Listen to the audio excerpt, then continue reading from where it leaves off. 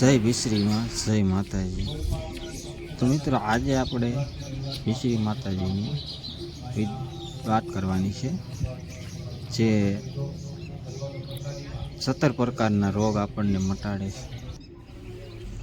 અને આપણે અહીંયા આજે માનતા પૂરી પાડવા માટે ગયા છીએ।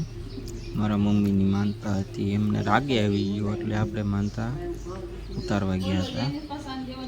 અને આ નજારો તમે જોઈ લો। વિશ્રી માતાજીનું મંદિર ડુંગર ઉપર હોય છે અને રાજકોટથી વિશ્રી ગામ છે, ત્યાં વિશ્રી માતાજીનું મંદિર છે અને તે ડુંગર ઉપર છે। અને આ જો 17 પ્રકારના રોગ મટાડે છે।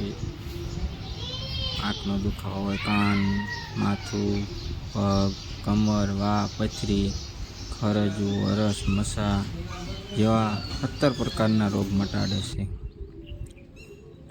અને કોણ કોણ આવેલા છે તે કોમેન્ટ કરજો। અને અહીંયા માનતા એવી રીતે રાખવાની હોય છે કે માતાજીની સામે બેસીને તમારે વાત કરવાની કે મને આ તકલીફ છે, આ પ્રોબ્લેમ છે, મને મટી જાય તો હું આવીશ। અને જ્યારે તમે માનતા કરો અથવા તો પૂરી પાડો ત્યારે તમારે આવી રીતે 7 લપસ્યા ખાવાના રહેશે।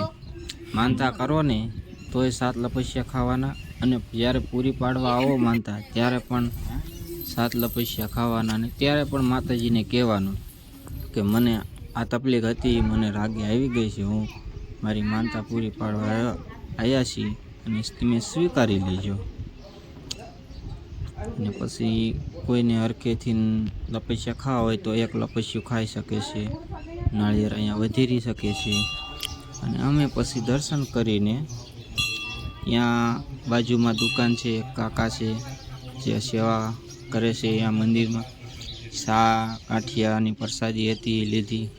અને હવે તમે એમ કહેશો કે આ મીઠું શું દર્શાવે છે, તો મીઠાની જ માનતા થાય છે કે તમારે માનતા રાખવી હોય તો 1 કિલો મીઠાની માનતા રાખી હોય ને તો તમારે 2 કિલો ચડાવવાનું રહેશે। આવી રીતે કંઈક માનતા રાખવાની હોય છે। અને આ પ્રસાદીમાં તમારે મીઠું લાવવું હોય તો અહીંયા બહાર રાખેલું છે, એ તમે લાવી શકો છો। અને ખાસ કરીને મિત્રો ડુંગર ઉપર છે, આવો કંઈક રસ્તો છે તો સાવ શાંતિથી ચાલવું અને ધ્યાન રાખવું। જોકે આદિ બધી કાંઈ થયું નથી અને વિશ્રીમાં કાંઈ થવા પણ નહીં દે, પણ પછી આપણી થોડીક ભૂલ હોય એમાં માતાજીને દોષ ના દેવાય। એટલે સાવ આરામથી, અને ટ્રાફિક હોય તો ગાડી નીચે રાખીને ચાલીને પણ આવો। અમે તો આડા દિવસે ગયા હતા એટલે માટે ટ્રાફિક નથી, કોઈ વાર તહેવાર, રવિવાર, રજાના દિવસો હોય એટલે બહુ જ ટ્રાફિક હોય છે।